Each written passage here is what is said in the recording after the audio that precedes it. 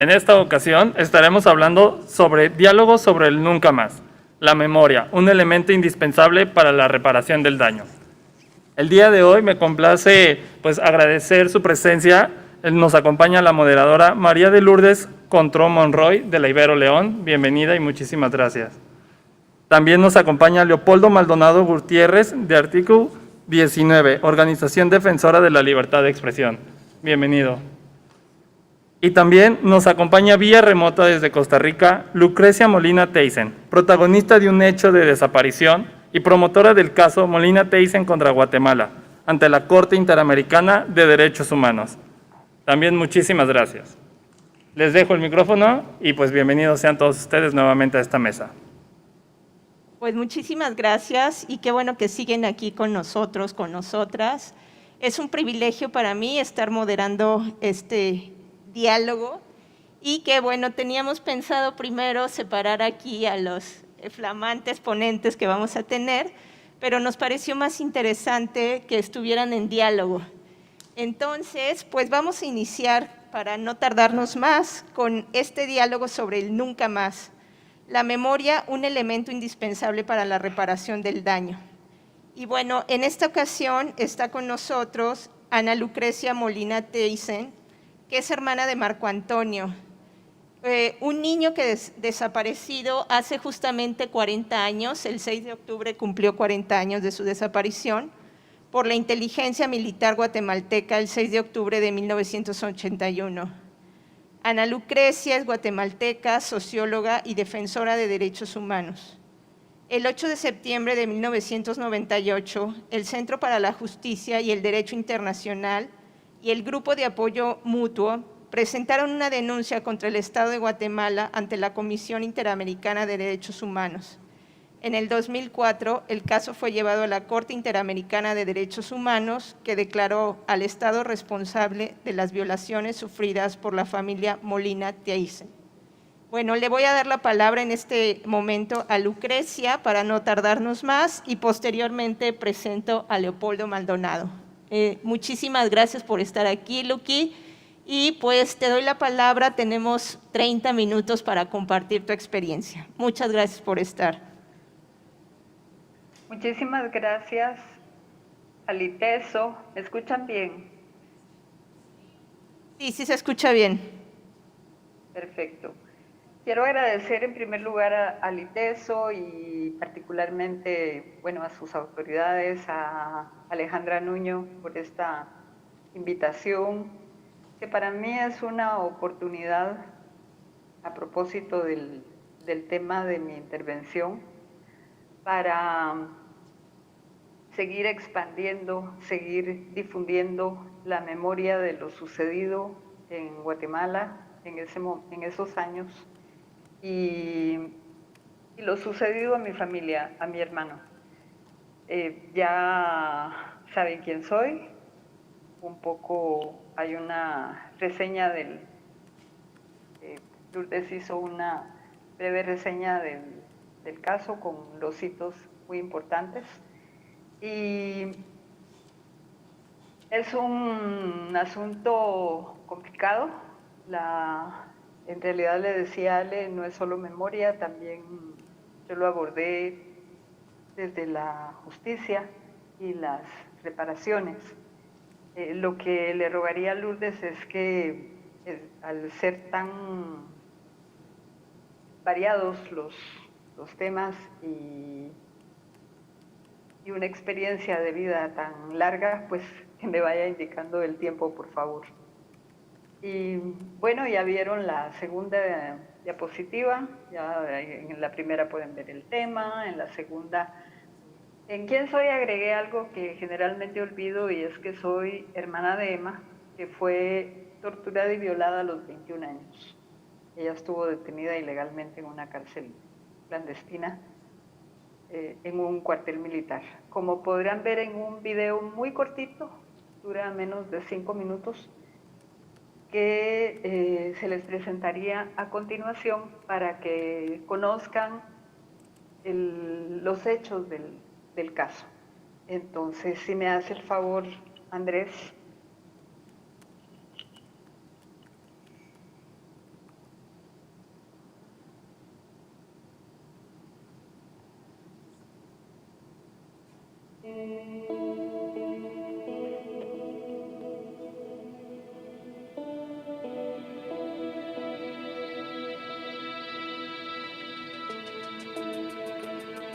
Este pequeñín es Marco Antonio, mi hermanito.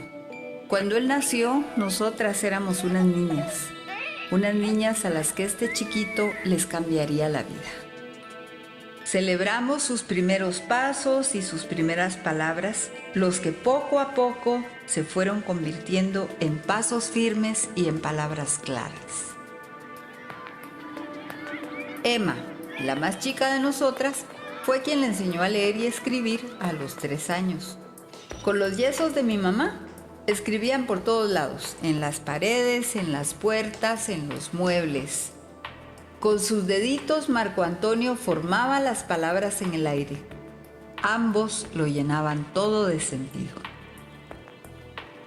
Marco Antonio se convirtió en un muchacho grandote y bello. Le gustaba jugar fútbol, tenía una patineta y se iba en bicicleta a estudiar. También le encantaban las películas de la Guerra de las Galaxias. Y a esa edad estaba en tercero básico. Él era el abanderado. Mientras tanto, Emma y yo nos involucramos en distintas formas de organización política que buscaban transformar la oscura historia del poder en Guatemala. Nos venía de familia este afán de lucha, un afán que no les gustaba a los perpetradores del horror. El cuerpo oscuro de la represión capturó a nuestra hermana, Emma, en la carretera Occidente. Ella fue llevada al cuartel militar de Quetzaltenango, donde durante 9 días fue torturada salvajemente, violada innumerables veces y sometida a frío, hambre y desvelo. El horror volvía a golpear a nuestra familia. Muchos años antes había atormentado a papá y desaparecido a nuestro tío. Y todavía faltaban muchos golpes. Pero fíjense que Emma es fuerte y valiente. No solamente soportó los castigos despiadados, sino también se mantuvo viva y escapó de la base militar. Cuando llegué ese día a contarles a la casa, era un alivio para todos saber que estaba salvo. ¡Qué busa, mi hermana! Fue la frase de Marco Antonio. Ese mediodía, apenas unas horas después de la escapatoria de mi hermana, Marco Antonio fue secuestrado por la misma sombra del terror que oscureció nuestra casa y se lo llevó a él junto con nuestra vida y la alegría. La casa que Emma y Marco Antonio habían llenado de palabras y risas se llenó de dolor desde ese día. Todo se quebró en nuestra vida desde entonces. Han sido demasiado largas las noches, demasiado dolor durante el día. Marco Antonio sigue desaparecido y hace más de 20 años, cuando dejamos de buscarlo, empezamos a buscar justicia y no descansaremos hasta encontrarla. Este niño que está acá es Marco Antonio, nuestro hijo y hermano. Lo seguimos amando y buscamos sus restos para sepultarlo dignamente.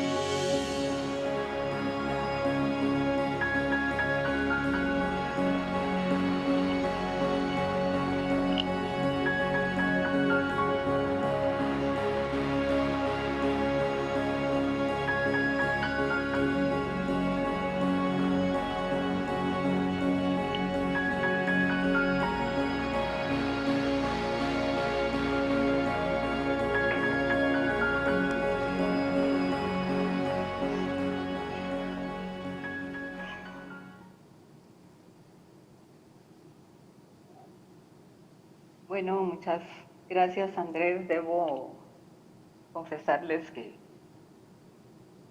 eh, sé lo que pasó y he visto este video muchas veces, pero he hecho, bueno, como escucharon, yo lo narré, pero siempre me cuesta mucho.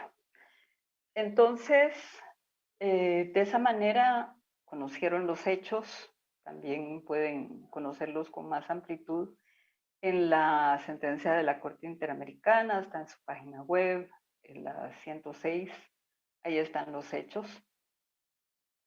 Y después de esto, de esta situación terrible, de la detención ilegal, hay gente que habla de secuestro, se ha hablado de que fue una represalia por la escapatoria de Emma, un castigo para la familia por las opciones políticas antidictatoriales, una venganza. Se ha calificado de muchas formas. También se considera que es una parte de la operación militar echada a andar con la captura de mi hermana, en el sentido de que al no haber obtenido colaboración de ella, esperaban obligarla torturando a mi hermano enfrente de ella. Son extremos que no hemos logrado confirmar de ninguna manera, así como no hemos podido averiguar el paradero de sus restos porque los militares se niegan a hablar. Entonces, por favor, la 4, la 4, Andrés, buscando y esperando. Creo que son esa. Ahí se resume con esas pocas palabras un periodo que se prolongó durante 10 años, son 40 ya, los primeros 10, en los que hicimos eso, buscar primero y esperar después. Buscar porque estábamos todavía en Guatemala, se interpusieron habeas corpus, denuncias, se agotaron recursos legales internos que teníamos a mano, pero el habeas corpus era absolutamente inoperante y por supuesto no fructificó ninguna gestión. Y denunciar ante la policía pues era casi lo mismo que era lo mismo que denunciar ante los perpetradores. No hubo resultados. Fue una búsqueda de unos 2 años y medio aproximadamente hasta que salimos al exilio debido a la persecución implacable que se desató ya en 1984. Mi hermana Emma ya vivía en México, donde nació su hija, y yo partí para allá con mi hijo mayor y lamentablemente tuvimos que abandonar el país. Me encanta y quise mucho a su gente por su solidaridad, por su generosidad, por el apoyo que nos dieron. No así sus autoridades, pero no es de eso de lo que vamos a hablar ahora. Entonces, venimos a dar acá, a Costa Rica, en el 85, y en el 91 sucedió algo que fue, estoy hablando en primera persona, o sea, es una experiencia personal la que estoy transmitiéndoles. Entonces, ese 6 de octubre de 1981, mi papá me dijo algo que me marcó. Él nunca hablaba de mi hermano, ni siquiera se le podía mencionar. Pero ese día me dijo, mi hija, hoy se cumplen 10 años, tu hermano ya no va a regresar. Entonces dejé de esperarlo. ¿Por qué? Porque lo esperaba vivo. No podía creer que hubiera personas capaces de asesinar niños. Más tarde nos enteramos de las barbaridades que se hicieron durante la época del llamado conflicto armado interno. Y eso marca un después para mí. Elaborar su muerte, la que sigue, por favor, asumiendo su muerte. Me tomó 3 años en los que muy penosamente pasé por un proceso de aceptación, fue algo muy, muy racional. Y cuando asumí esa realidad tan dura, tan difícil, empecé, la que sigue, por favor, a demandar la verdad y la justicia. Y ese también fue un proceso largo, que duró de 1994 al 23 de mayo del 2018. En el 94, pues parecía que no había ninguna posibilidad de obtener justicia. En Costa Rica conocí la existencia del sistema interamericano, la Corte Interamericana, asistí al primer juicio del caso Velázquez Rodríguez versus Honduras. Me quedé asombrada de que existieran las instancias internacionales para recurrir a ellas cuando en el país era imposible satisfacer ese derecho tan elemental, el más elemental de todos, porque sin él los demás no pasan de ser palabras. Entonces, una vez que empecé a averiguar, a hablar con abogados, abogadas, hasta pensé en estudiar derecho para asesorarme yo, pues, conocer qué podía hacer y proceder. Se fundó el Centro por la Justicia y el Derecho Internacional, CEGIL, del que Alejandra fue directora. Y empezamos a trabajar. Ella fue directora en los 2000, 2010, por ahí, 2012. En el 97, 98, como dijo Lourdes, se presenta un procedimiento especial de averiguación, que es un habeas corpus ampliado en Guatemala, un habeas corpus consagrado constitucionalmente, y al mismo tiempo se presentó la demanda, la petición ante la Comisión Interamericana, y ahí arrancó el proceso. Entonces, fue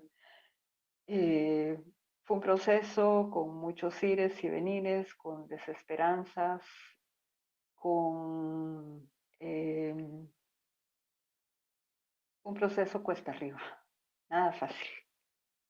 Pero en el camino fuimos encontrando junto con Segil organizaciones, personas que se interesaban, que nunca fueron una multitud, pero que iban acompañándonos, que iban abriendo el camino incluso en Guatemala.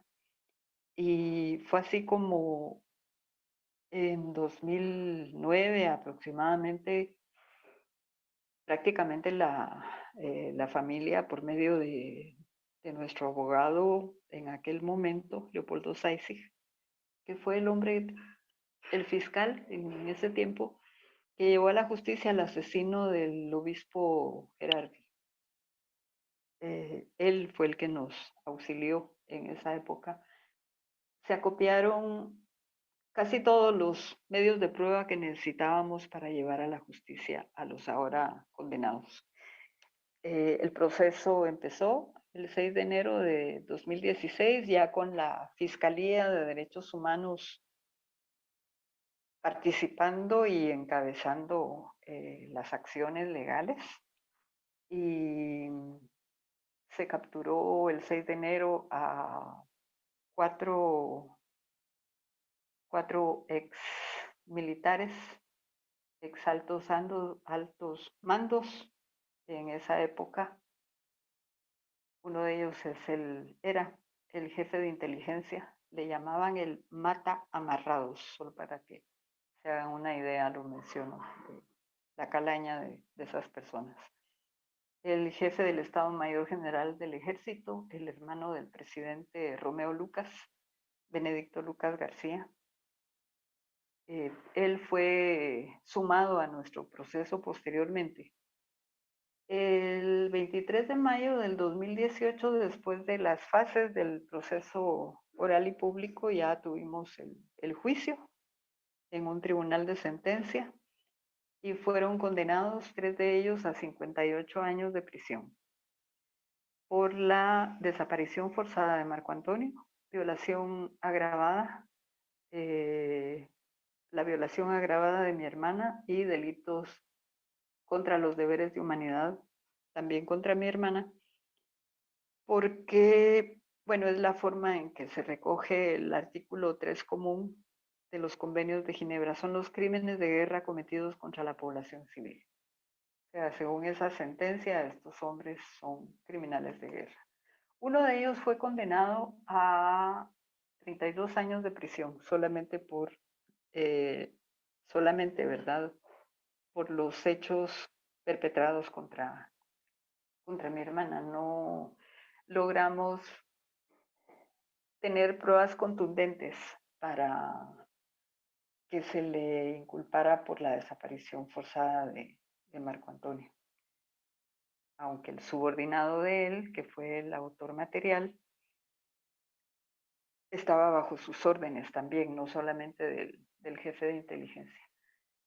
Se logró una cuestión que al principio se veía como sumamente difícil, y es que un tribunal guatemalteco aceptara responsabilidad penal inmediata por línea de mando, pero las pruebas fueron contundentes. Entonces, esa fue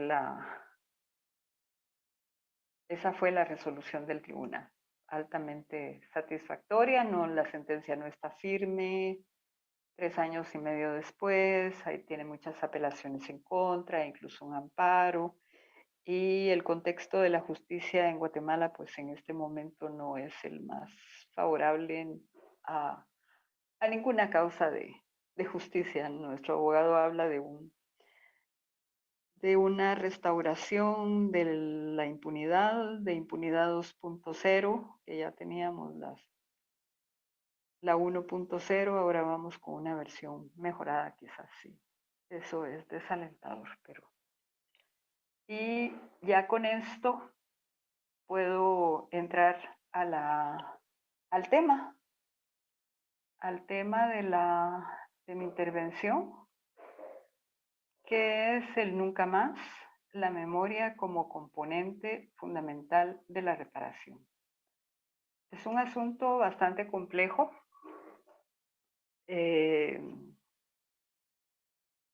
Yo lo elaboré no solamente desde la memoria, sino también desde la justicia y las reparaciones, porque mucho tienen que ver con todo esto en nuestro caso. Y son 3 temas en realidad. Entonces, en la siguiente diapositiva, por favor, Andrés, hay unas preguntas para pensar, digo yo, porque yo me las hice cuando estaba leyendo acerca de memoria, historia, memoria colectiva. Entonces me pregunté justamente eso que ustedes pueden ver ahí. ¿Qué recordamos? ¿Dónde? ¿En público? ¿En privado? ¿Quién lo decide? ¿Quién lo interpreta? ¿Y quién lo escribe en la historia? Entonces, y aquí en lo que sigue, por favor, la 8.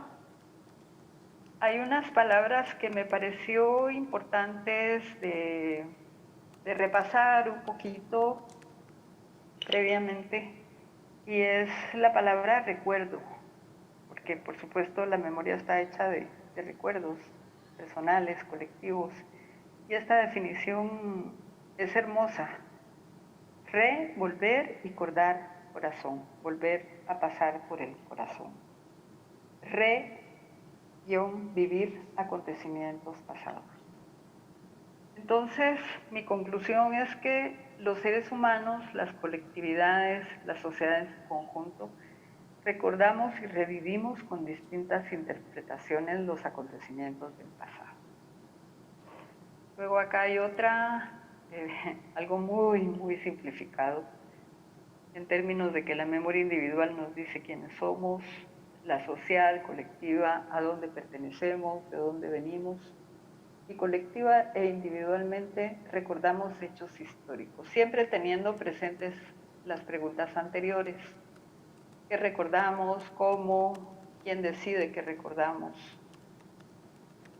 Y eso nos lleva a pensar en que hay memorias censuradas, memorias no permitidas, memorias relegadas y disputas por la memoria. Y más allá de esto, las historiadoras y los historiadores dicen que es la capacidad, la memoria colectiva, es la capacidad de recordar de nuestras sociedades. Y en ese complejo, que es bastante complejo, se entremezclan los recuerdos personales con los compartidos. De hecho, socialmente tenemos lugares de memoria, monumentos, museos, etcétera, en donde fechas conmemorativas, en donde poca cabida han tenido las memorias de los sectores relegados, las poblaciones discriminadas, las poblaciones violentadas en nuestros derechos. Mi conclusión es que somos memoria encarnada, cada individuo, cada persona. Somos producto de procesos individuales, procesos históricos, procesos sociales. Es un hecho y un proceso colectivo, y los grupos humanos vuelven su mirada al pasado de una forma colectiva, según esta autora. Al final está la cita. Y estas memorias personales y colectivas interactúan entre sí y nos dan una identidad y pertenencia. ¿Cuál identidad y pertenencia? Ahí ya nos iríamos a otro terreno que, por supuesto, no vamos a entrar acá. Con la siguiente, por favor, la 12, contribuciones de la justicia a la memoria. Ahí voy a tocar las reparaciones contenidas en las sentencias interamericana y nacional. La Corte Interamericana ha tenido una prolífica producción en materia de reparaciones, creativa, rica y muy aportadora al concepto de lo que debe ser una reparación integral. ¿En qué sentido? Las víctimas, si uso este término como se usa jurídicamente, todos los documentos jurídicos, todas las leyes hablan de víctimas de delitos, víctimas de violaciones, incluso en las sentencias de la Corte se nos llama víctimas. Yo me llamo a mí misma ciudadana con derechos. 5 minutos para cerrar, por favor, Luqui. Muy bien. Entonces, estas reparaciones obedecen a que las víctimas no queremos plata. Entonces, aquí en esta lista pueden ver algunas reparaciones que están plasmadas en los textos de las sentencias y tanto las nacionales como la nacional, como la internacional. Hay lugares de recuerdo, hay documentales, se pidió que hay una orden en la sentencia nacional del estudio del caso y de los sucesos del llamado conflicto armado interno, en libros de texto, en el currículum escolar. La que sigue, por favor, vamos con la 15. Ay, perdón que no le indique, Andrés. Esta otra, una beca a nombre de Marco Antonio. Estas de la nacional no se han cumplido porque la sentencia no está firme. El 6 de octubre de cada año sea el Día de la Niñez Desaparecida. Entonces, ¿qué propició la justicia en favor de la memoria? En primer lugar, un amplio e importante debate público sobre la veracidad de los hechos. Hubo espacios noticiosos y de opinión en los medios empresariales y alternativos. Más de 1000 noticias y artículos entre el 16 y el 18. Los empresariales al principio ni nos volvían a ver. La que sigue, por favor, la que empieza con además. También apertura de espacios sociales, de solidaridad. Todo sirve para la memoria. Actividades artísticas, homenajes, conferencias, foros, espacios sociales de recuerdo de este y otros hechos. La verdad judicializada contribuyó entonces a la memoria y al nunca más. Se inscribió socialmente lo sucedido. Más víctimas sintieron que habían obtenido justicia por medio de la sentencia nacional, en nuestro caso, que no era solamente para Marco Antonio Yema, sino para toda la gente que había sufrido torturas. La que sigue, por favor, la 21. Tortura, violaciones sexuales, actos de genocidio y desaparición forzada. Se calcula que hubo 200.000 víctimas en Guatemala. Y otra cosa muy importante en términos de memoria, el cuestionamiento de la imagen de héroes de estos personajes, porque la justicia los mostró como son, violadores, torturadores, criminales de guerra. Esto fue gratificante para la familia, porque no hay nada más revictimizador que se sigue ensalzando a criminales que nos hicieron tanto daño. Y social y personalmente la culpa fue depositada en los culpables, era depositada en nosotras, en las víctimas. Esto también fue muy reparador, que el tribunal nos creyera y que la sentencia diga que nuestros testimonios subsisten por sí mismos. Y en cuestión de memoria también es muy satisfactorio que el nombre de Marco Antonio no se olvidará, porque está en la historia judicial de Guatemala, la región y el mundo. Y hay muchas tesis y artículos sobre el caso. Y mi hermano se convirtió, tristemente para mí, porque de verdad es satisfactorio, pero como dice mi mamá, es una alegría triste. Mi hermano se convirtió en un símbolo de los niños y niñas desaparecidos en Guatemala. En lo que sigue, para no pasarme el tiempo,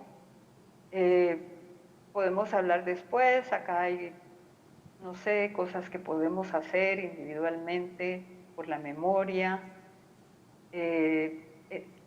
interés en enterarnos, solidaridad, participación, pero también se necesitan leyes, garantías de acceso a la justicia, políticas públicas, una institucionalidad fortalecida en derechos humanos, educación en derechos humanos. Y nosotras, familias de personas desaparecidas, rompemos el silencio, luchamos por inscribir nuestros recuerdos, nuestra memoria individual en la memoria colectiva, y luchamos por la verdad y la justicia, para que la historia no sea escrita solamente por el poder. Y este es nuestro objetivo, el nunca más. Nunca más desaparición forzada en México, ni en Guatemala, ni en el mundo. Que ninguna persona sea desaparecida en ninguna parte por ningún motivo. Y tomen nota, motivo está con comillas. No hay motivo válido para desaparecer a una persona. Y cierro con esto. Soy memoria encarnada, pero también memoria negada, silenciada, memoria rebelde que se negó a asumir las versiones oficiales sobre lo que les hicieron a Emma y Marco Antonio. Luché por justicia, por verdad, y aún nos falta encontrar los restos de mi hermano y seguimos luchando por eso y por sostener nuestra sentencia, que en estas circunstancias está peligrando. Y muchísimas gracias, agradezco el espacio y cualquier pregunta sea muy bienvenida. Pues muchísimas gracias, Luqui.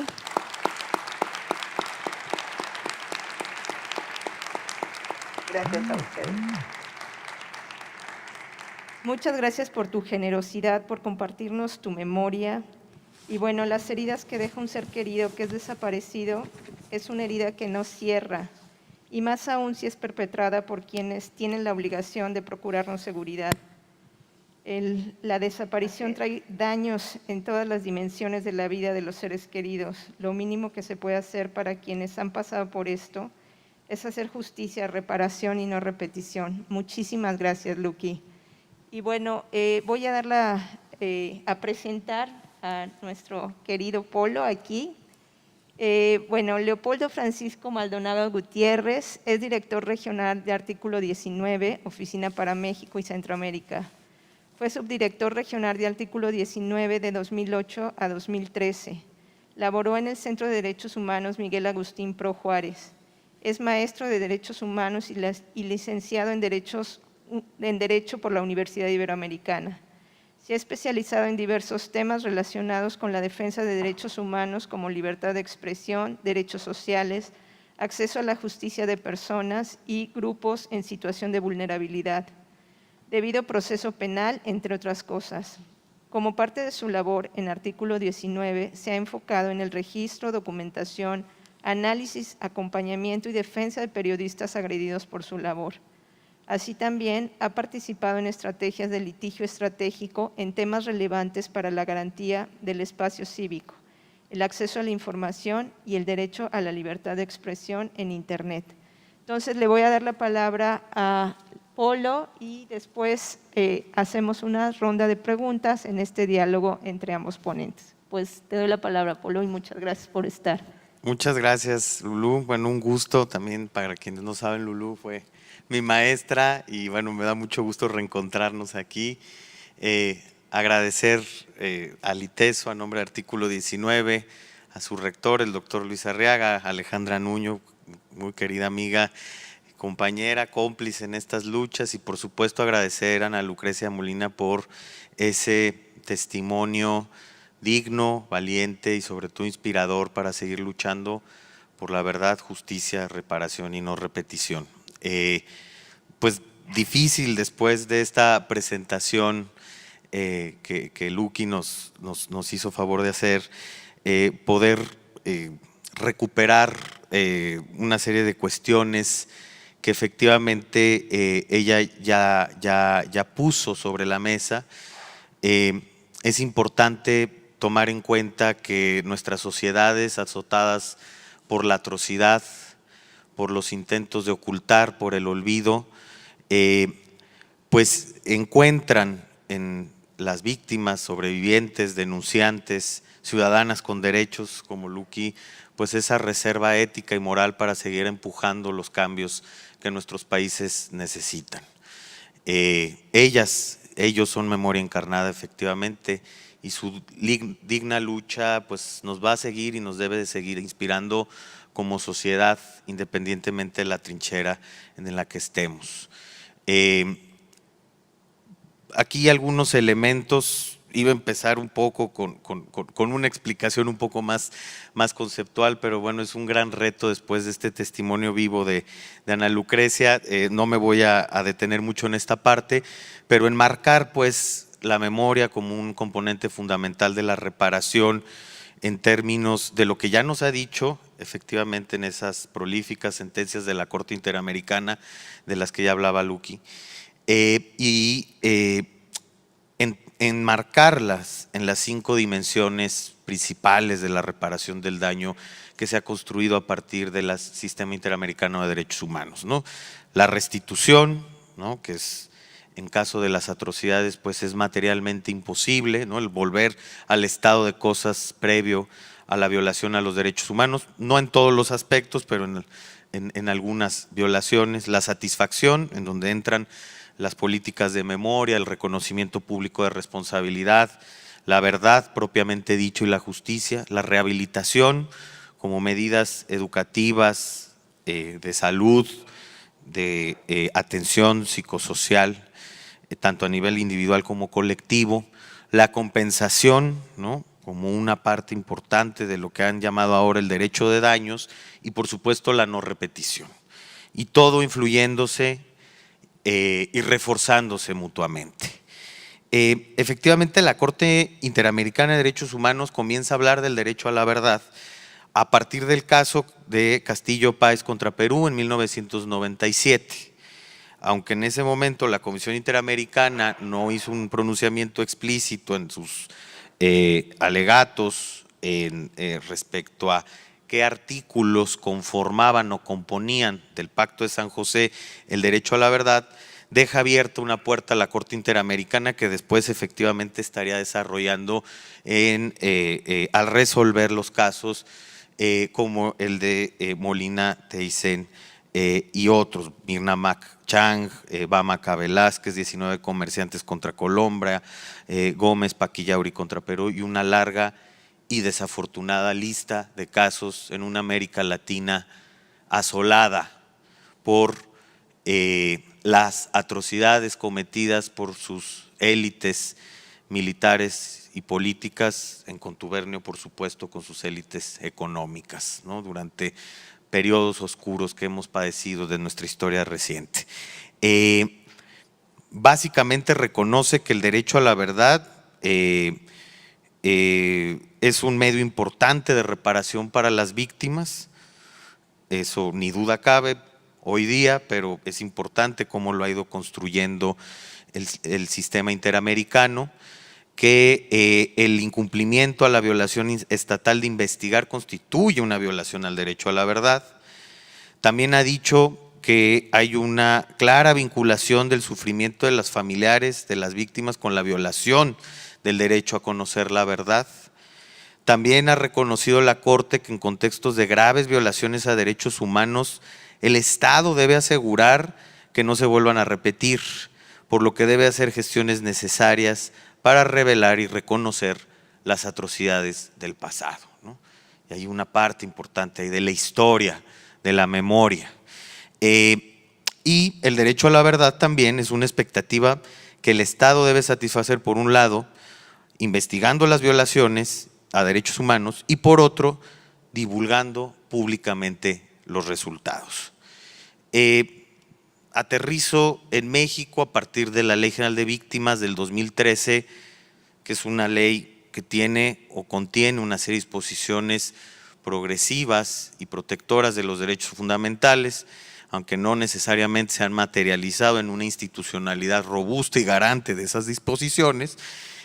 Reconoce en el artículo 18 el derecho de las víctimas y de la sociedad en general a conocer la verdad sobre las violaciones a derechos humanos, a identificar a los responsables y las circunstancias que propiciaron su comisión. Es decir, aquí lo que comentaba Luqui, la autoría mediata, que es algo que todavía en nuestros sistemas judiciales no sabemos con qué comernos, ¿no? Que habla justo de cadenas de mando, de complicidades, de redes de macrocriminalidad, de cooptación, de aparatos organizados de poder, ¿no? Aparatos organizados de poder, ¿para qué? Para reprimir, para desaparecer forzadamente, para ejecutar, torturar y aniquilar a las disidencias y a las voces críticas. También es importante detenernos en el artículo 22 de esta Ley General de Víctimas, que aunque ustedes no crean sigue vigente, aunque pues prácticamente no vemos alguna materialización en políticas concretas, y la fracción primera nos habla del esclarecimiento histórico y preciso de las violaciones a derechos humanos, la dignificación de las víctimas y la recuperación de la memoria histórica, el reconocimiento de la responsabilidad individual e institucional de los hechos y el debate sobre la historia oficial, donde las víctimas de esas violaciones puedan ser reconocidas y sobre todo escuchadas. Esto es bien importante para lo que abordaré más adelante. La recomendación de reparaciones, reformas institucionales y otras políticas necesarias para revertir las condiciones que generaron estas violaciones graves a derechos humanos. No es cualquier cosa, ¿no? La reforma institucional no es cualquier cosa. Y parte del reconocimiento, parte del acceso a la justicia, parte de la divulgación de la verdad, concepto bastante problemático, por cierto, pero que al final del día se tiene que construir poniendo en el centro a las víctimas. Hoy atestiguamos en no pocas ocasiones la pretensión de expropiación de esa verdad, de expropiación de esa memoria por parte del Estado con fines de manipulación política, dejando de lado a las víctimas. Y eso es inconcebible y eso no garantiza el derecho a la verdad ni es una política de memoria legítima. Los antecedentes que tenemos rápidamente, que es cuando con la desaparecida facultad de la Suprema Corte de Justicia de la Nación para investigar violaciones graves a las garantías individuales, todavía este concepto decimonónico, que no le decía derechos humanos, de las pocas veces que hizo una investigación bastante plausible, porque el resto serían un desastre, pero aquí hablaba de las políticas de ocultamiento, de la cultura del engaño en el sistema político mexicano. Estamos hablando unos años previos a la transición, más bien a la alternancia en este proceso de transición a la democracia formal o electoral.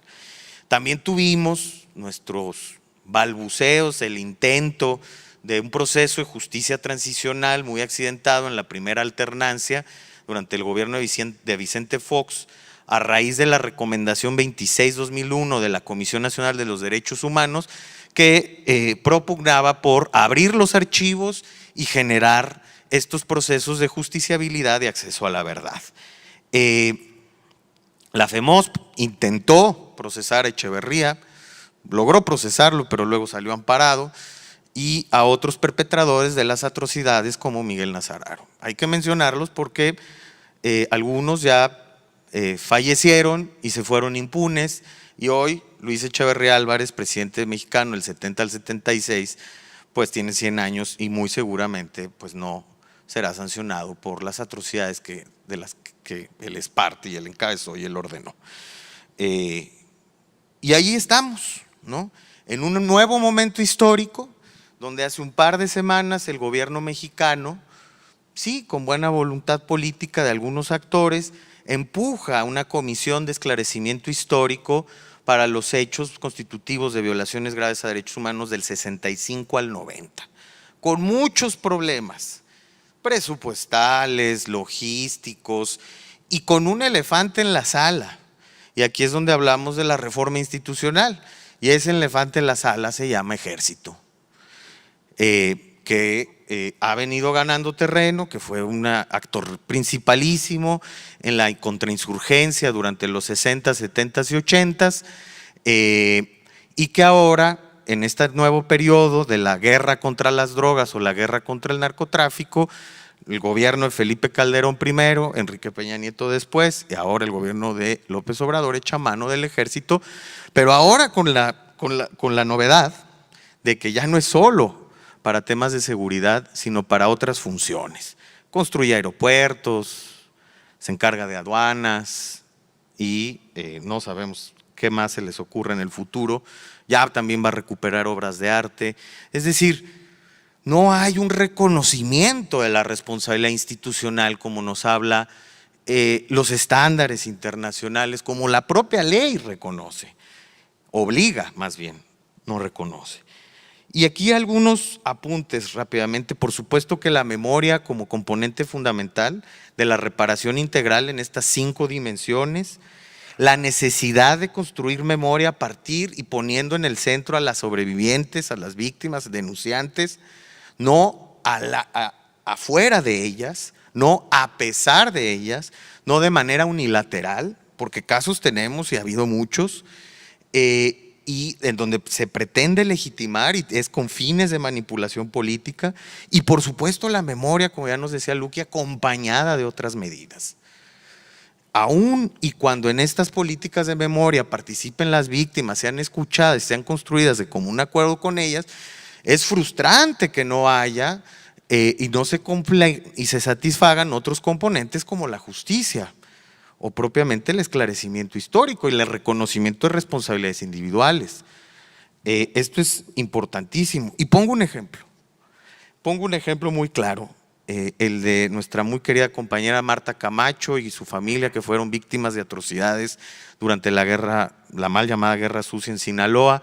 Hubo un acto de reconocimiento público de responsabilidad por la senadora Sánchez Cordero, antes secretaria de Gobernación, y ahí habló de delitos de lesa humanidad. Imagínense lo angustiante que es para cientos, para miles de víctimas, escuchar estas palabras y que los delitos de lesa humanidad no tengan como consecuencia la movilización del aparato de Estado para reconocerlos y castigarlos. Es una responsabilidad fuerte decir eso. Entonces, evidentemente, si no viene acompañado, viene de otras medidas, viene acompañado de frustración. Y es muy importante enmarcarnos esto que hablaba de las élites políticas, económicas, militares que han capturado a nuestros estados, ¿no? En Guatemala tienen el Pacto de Impunidad 1 y 2.0 y el Pacto de Corruptos 1 y 2.0 también, y aquí vamos en el 1 todavía, pero seguimos luchando contra ese pacto de impunidad que viene acompañado de una política de ocultamiento y que viene acompañado de un pacto de silencio, ¿no? Como dicen las mafias sicilianas, la omertá, ¿no? Nadie se echa de cabeza. Y ese pacto de silencio, esa opacidad se transita y se tramita de todas las formas posibles.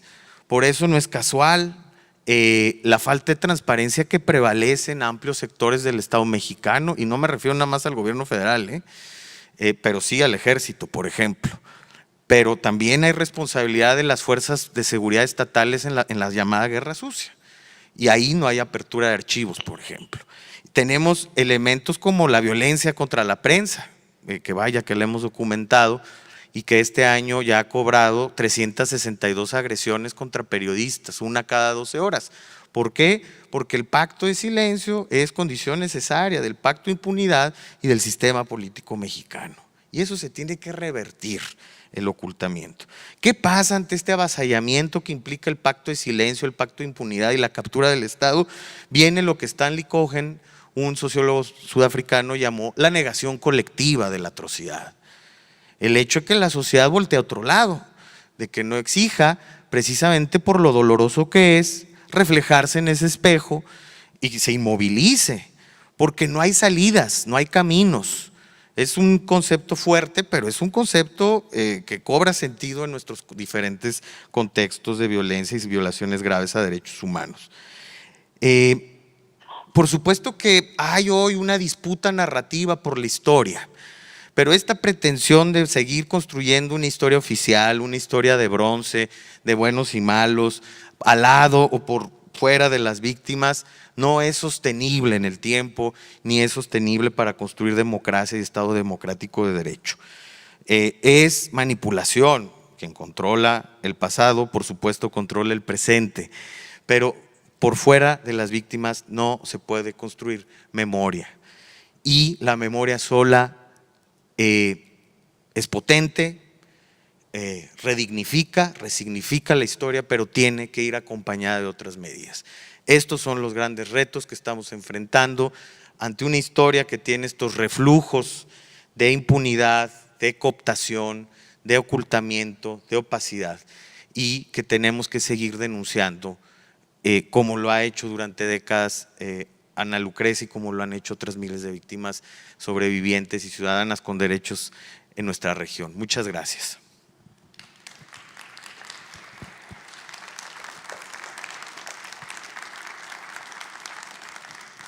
Te agradecemos mucho, Polo, y bueno, no me quiero detener más y vamos a dar espacio para una o dos preguntas por cuestiones de tiempo, que ya estamos encima del otro evento. Nada más vamos a dar espacio para una o dos preguntas, cuando más. No sé si alguien del público quiera preguntar algo.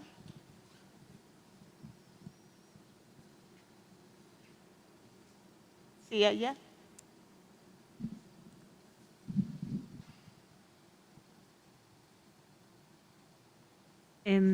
Buenas noches. Pues muy movida por el testimonio que nos compartes, Ana Lucrecia. Muchas gracias por tu lucha, muchas gracias por no desistir en la búsqueda de justicia, de verdad. Es muy, pues es una inspiración para muchas personas. Y yo quisiera, bueno, hay muchísimas preguntas y sé que no tenemos tanto tiempo, pero me encantaría en algún momento en que vaya a Guatemala ir al monumento que hicieron para tu hermana. Me parece que esto que planteas de los sitios de memoria son fundamentales, son educadores, y me gustaría que nos pudieras compartir en dónde está, porque la próxima vez que vaya a Guatemala va a ser un destino que quiero ir a rendir homenaje. Ok, nada más, si hay alguna otra pregunta, acá, por favor. Y pasamos el micrófono a los ponentes. Muchas gracias, buenas tardes. Creo que, bueno, antes que nada, gracias por compartir este testimonio que ha sido, pues, muestra de muchas cosas que pasan en la actualidad. Quizás en este momento fue un menor y en México en este momento la mayoría son jóvenes. Quiero mencionar justamente que el tema de este foro ha sido capacidad y voluntad del Estado. Entonces a mí me llama mucho la atención porque hace un rato en la conferencia pasada nos mencionaban que la Comisión Nacional de Derechos Humanos tiene la capacidad, las atribuciones institucionales para poder desclasificar incluso documentos militares.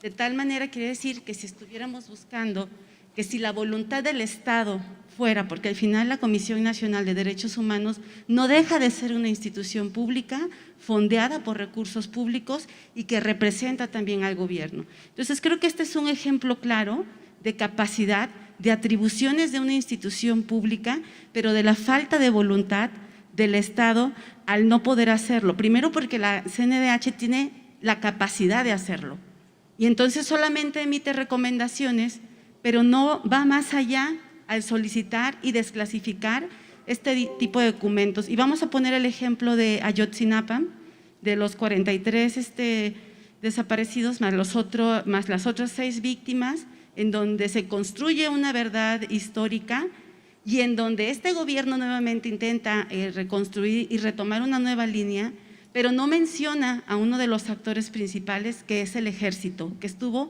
en todo momento. Y entonces tenemos ahí nuevamente a esta Comisión Nacional de Derechos Humanos con atribuciones y capacidades, pero sin voluntad, porque finalmente representan al Estado. Entonces creo que este es como el ejemplo claro de este tema. Gracias. Gracias, pues les doy la palabra. Luqui, si quieres contestar. Agradezco la pregunta. El monumento a Emma está en la sentencia nacional, esta no está firme. Entonces, esperamos que cuando se allanen todos los obstáculos interpuestos por el litigio malicioso y por cortes corruptas que han aceptado este tipo de recursos, se logre esa firmeza de la sentencia, se ha construido en la ciudad de Quetzaltenango. ¿Por qué ahí? Porque es donde está el cuartel militar donde estuvo detenida Mermas. Entonces, por el momento no existe ese monumento. Y en Guatemala realmente hay pocos sitios de memoria y cuando los hay han sido iniciativa de las víctimas o de la iglesia o de las organizaciones de la sociedad civil las que llevan adelante este tipo de empresas.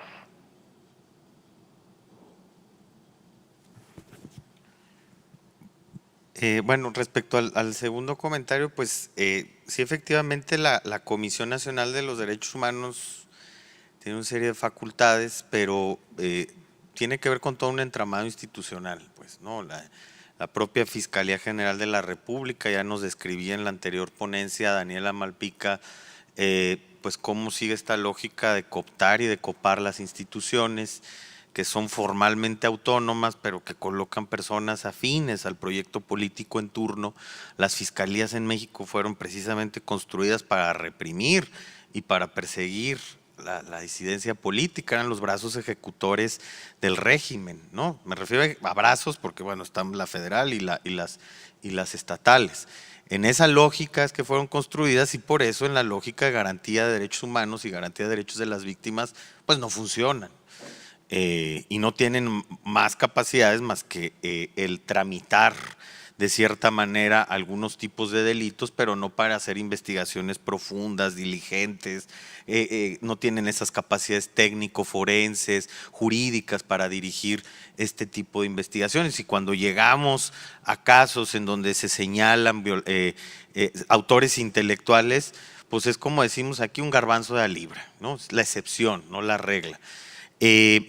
Por otro lado viene también, como decía hace un momento, el que las propias instituciones reconozcan su responsabilidad objetivamente, más allá de las responsabilidades individuales, ¿no? En este acto de responsabilidad del Estado a favor de Marta Camacho, repito, víctima de la represión estatal de los 70s en Sinaloa, no hubo presencia, por ejemplo, del ejército, ¿no? Por supuesto que ha sido un gran esfuerzo y se reconoce el esfuerzo institucional y político de quienes han avanzado en ese tipo de reconocimientos, pero resulta que a la luz de varios reconocimientos públicos que significan mucho para las sobrevivientes y víctimas, luego queda incompleto porque no hay estos procesos de justiciabilidad. Entonces se hace falta una reforma profunda del Estado en muchos aspectos, precisamente para romper esta lógica de cooptación. Y eso pues se va avanzando un paso adelante y 10 atrás, desafortunadamente, pero también para transparentar. Hay el basamento jurídico para transparentar las atrocidades. La Ley General de Transparencia, por ejemplo, porque somos en México campeones en leyes progresivas y progresistas, y en ratificar tratados internacionales de derechos humanos yo creo que ningún país, ¿no? Como buen candil de la calle.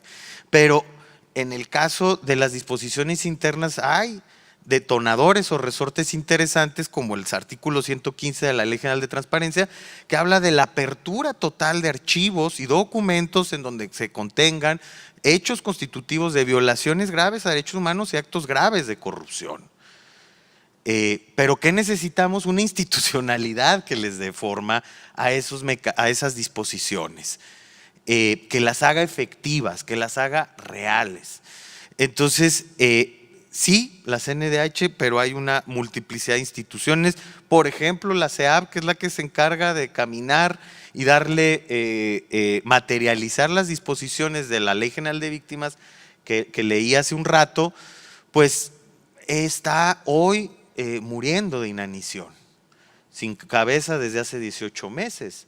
Entonces, también a veces esta institucionitis lo que va generando son nuevas instancias de revictimización y nuevas puertas burocráticas por las que tienen que pasar las sobrevivientes y víctimas, y al final se termina generando precisamente este proceso de desgaste emocional, psicosocial muy fuerte y de revictimización, ¿no?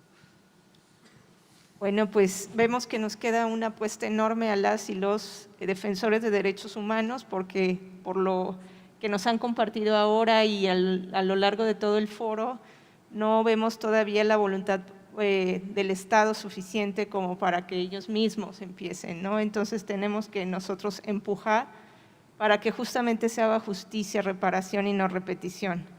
Les agradecemos enormemente su participación.